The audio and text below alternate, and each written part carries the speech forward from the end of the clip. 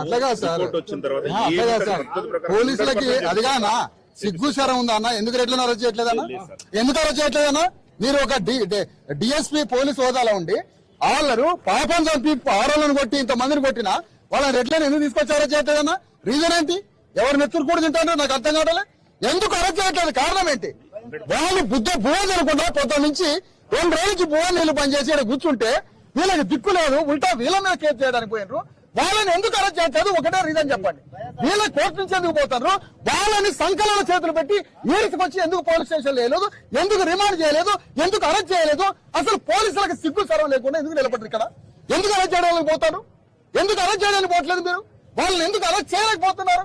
మీ మీద ఒత్తిడి ఏంటి? అసలు కారణం ఏంటి? అసలు ఇంత బాహాటంగా, ఇంత దుర్మార్గమా?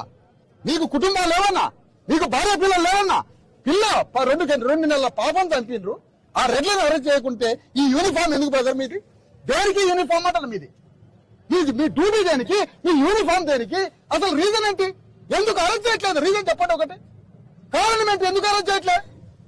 ఇది రాష్ట్రం అంతా అతిపెద్ద ఉద్యమం అయితే సార్ చివరికి పోలీసులు మొత్తం సస్పెన్స్ కావాల్సి వస్తుంది.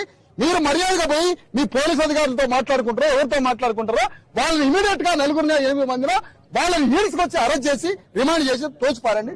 మర్డర్ కేసు అటెంప్ట్ పెట్టి సెక్షన్స్ పెట్టి వాళ్ళని తీసుకుపోయి ఏమని చెప్తుంది సందర్భంగా. లేదా సార్ అసమర్థుల్లాగా ఉన్నారు మీరు. లేదు సార్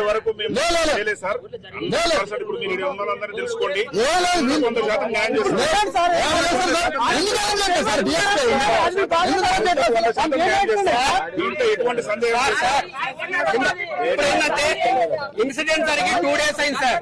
ఆ ఇన్సిడెంట్ ఎందుకు చేయట్లేదు సార్? పోస్ట్ మార్టం అన్నారుగా, ఎందుకు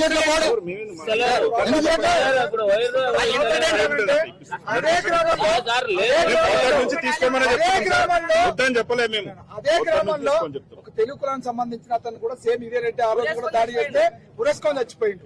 వాళ్ళకున్నంత మదం ఎవరికి లేదా గ్రామంలో ఎందుకో తెలియదు. మరి వాళ్ళ దగ్గర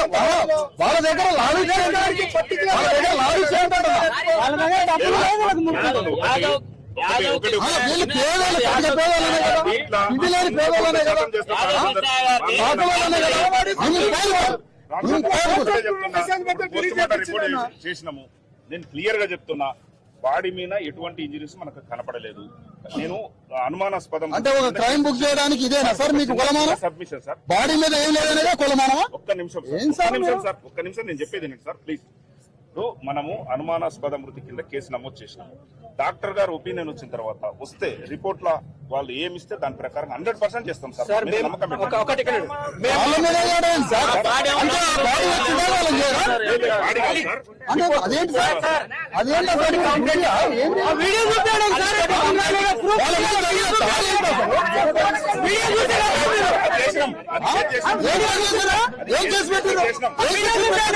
ఎఫ్ఐఆర్ తీసుకురండి. ఏం సెక్షన్ పెట్టారు అమ్మా?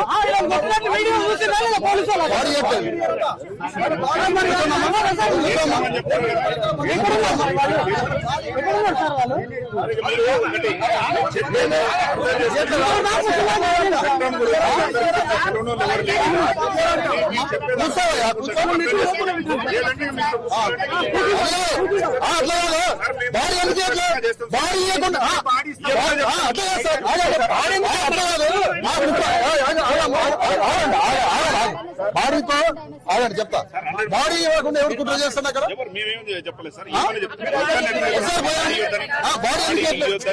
ఒకసారి మీరు పోయారండి లోపలికి పోయారండి. బాడీ ఇప్పియండి, మాట్లాడండి సార్. మరి మాట్లాడండి. ఎందుకు ఎట్లా బాడీ సచ్చిన సవాలు కూడా తల్లికేరా? ఎందుకు ఎట్లా ఏమన్నారమ్మా బాడీ? బాడీ ఎందుకు ఎట్లా?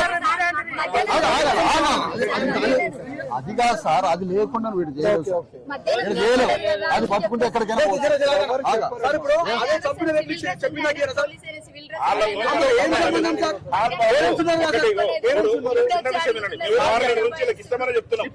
తీసుకోలే.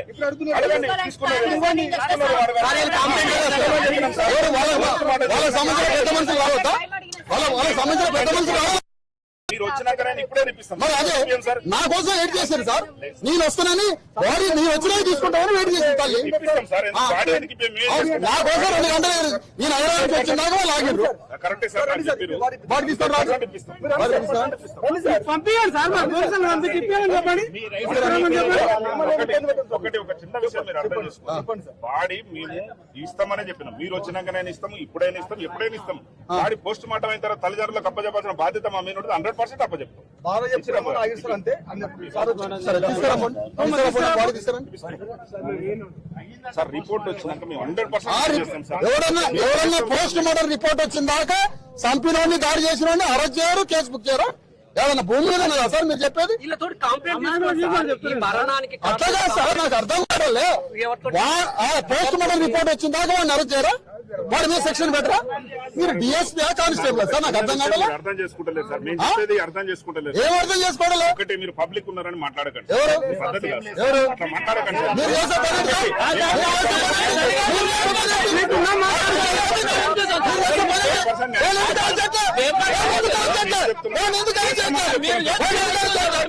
చెప్పలేదు సార్. వీళ్ళకి భద్రత ఉందా? వీళ్ళు ఆ ఊరు పోతారా? ఆ ఊరు పోకుండా ఆగండగా వాళ్ళు దాడి చేసిండ్రు, బిడ్డలు చంపిండ్రు. వాళ్ళు ఆ ఊరికి పోకుండా భద్రత లేదు, సెక్యూరిటీ లేదు, కనీసం విజిటింగ్ లేదు, పోలీస్ సెక్యూరిటీ లేదు, వీళ్ళకి భూమ లేదు, నీళ్లు లేవు. 3 రోజుల నుంచి ఆ ఊరికి పోవడంలో వీళ్ళకి సెక్యూరిటీ లేదు, ఆ ఊరికే పోయే పరిస్థితి లేదు. కానీ ఇంతవరకు అరెస్ట్ చేయాలి. వాడు బాగా జాగ్రత్తగా ఆ ఊర్లో తిరుగుతాడు, పులిలాగా తిరుగుతాడు. ఏసి కొట్టిన వారి సాగరాలను కొట్టా ఏం పీక్కుంటో పీక్కు అని వాడు అక్కడ కూర్చోన్నాడు. వాడు వాట్సాప్ లలో మెసేజ్లు పెడతాడు, భయపడిస్తున్నాడు. మీడియా మిత్రులారా, పోలీసులు ఇంతమంది ఉన్నారు, ఇంతవరకు ఒక్కరిని అరెస్ట్ చేయట్లే, ఒక్క రెడ్డిని అరెస్ట్ చేయట్లే. సిగ్గు శరం ఉండాలి పోలీస్ డిపార్ట్మెంట్ కి. ఒక పాపను చంపి 4 ఆడవాళ్ళని గాయపరిచి ఒక కొడుకును కొట్టి చంపి 6 గంటలు కొట్టినా, పాపాన్ని చంపినా, ఆడవాళ్ళ జాకెట్లు చింపినా, లంచముండాన్ని తిట్టినా, పేద శాఖలో బీసీలు కాబట్టి ఆ రెడ్ల భూస్వామిని ఒక్కరిని అరెస్ట్ చేసే దమ్ము లేదు. నీకెందుకు యూనిఫామ్ అంటారా? నీకు దేనికి యూనిఫామ్ అంటారా? నెత్తురు కూడా తింటారు రావటని అడుగుతున్నా. పబ్లిక్ ని చూసేది నా పబ్లిక్ నీకు తెలుసా? నా 20 ఉంటామని తెలుసా? ఏం మాట్లాడుతున్నావు?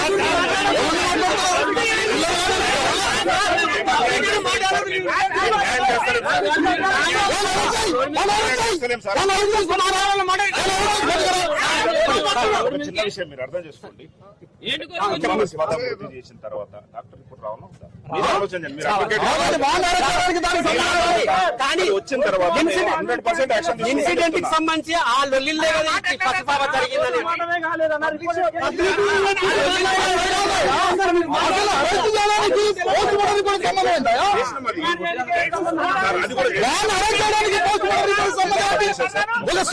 ఎస్పీ గారు ఎక్కడ ఉన్నారు సార్? ఎస్పీ గారు ఎక్కడ ఉన్నారు చెప్పండి. వీళ్ళ కొట్టింది కూడా కేసు చేసినాం సార్. ఎస్పీ గారు ఎక్కడ ఉన్నారు? లోకల్ ఉన్నారా? కలవలేదు. లోకల్ ఉన్నారా? ఒక 4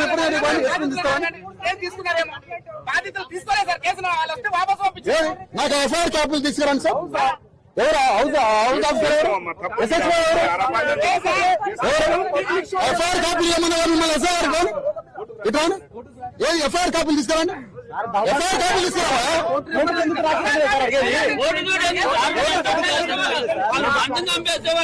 వీళ్ళకి ఏం చెప్పారంటే కాంగ్రెస్ పార్టీ రెడ్లు పోలీసులకి ఫోన్ చేసి మీరు అరెస్ట్ చేయొద్దు, మీకు ఏదైనా మేము చూసుకుంటాం, వాడు ఎవరొచ్చినా మేము చూసుకుంటామని ఈ రెడ్లు మొత్తం కలిసి పోలీసులకి కమ్యూనికేషన్ అయి మీరు అరెస్ట్ చేయొద్దని వీళ్ళ మీద ఒత్తిడి తెస్తారు. మొత్తం కాంగ్రెస్ పార్టీ రెడ్లంతా కలిసి పోలీసుల మీద ఒత్తిడి తెరుస్తున్నారు అరెస్ట్ చేయొద్దని. కానీ వాడు అరెస్ట్ అయ్యేంత వరకు కదలొద్దు ఇక్కడి నుంచి మిత్రులారా. వాళ్ళు 4 రెడ్లు అరెస్ట్ అయ్యేంత వరకు ఇక్కడి నుంచి కదవద్దు. మొత్తం బీసీ సమాజం, సాకలి సమాజం, సాకలి కులం, ఒక సాకలి తల్లికి ఇంత ఘోరమైన దాడి జరిగింది. సాకలి కులం అంతా సాకలి ఐలమ్మలాగా కర్ర తీసుకొని బయలుదేరితే కానీ వాడు అరెస్ట్ చేయడు. ఇప్పుడు ఆ విధంగా బయలుదేరారు రాష్ట్ర వ్యాప్తంగా. సాకలి మిత్రులారా, సాకలి సోదరులారా, బీసీ సోదరులారా, అందరూ రాష్ట్ర వ్యాప్తంగా నాగర్ కర్నూలు రావాలి, వీళ్ళకి సానుభూతి తెలియజేయాలి. ఇలాంటి ఘోరమైన దాడి నాకు తెలిసి కూడా ఇంతవరకు చరిత్రలో ఎవడూ చేయలేదు. ఇంత దాడి పాపని కాలుతోటి గుద్ది పాపని చంపేయడమా?